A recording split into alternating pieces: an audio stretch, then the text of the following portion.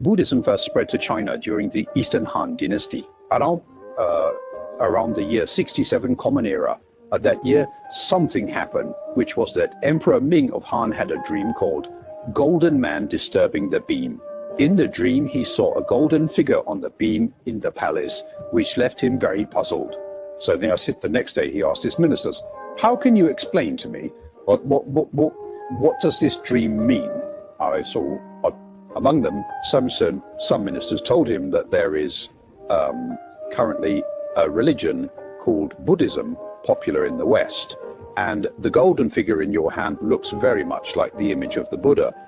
Upon hearing this, the emperor felt it made a lot of sense and asked if they could go to the West to find them and bring these people to our land. Based on the emperor's instructions, the ministers began sending people to the West to start searching for them.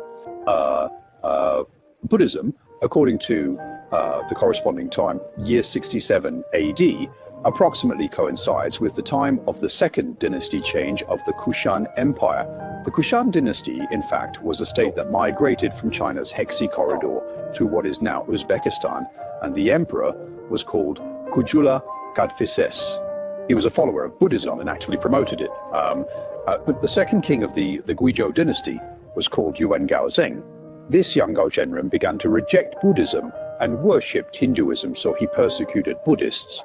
At this time, the Buddhists began to flee eastward. Then the people sent by the Han Dynasty Emperor Ming to find them managed to locate some of the saints of Buddhism at that time, monks.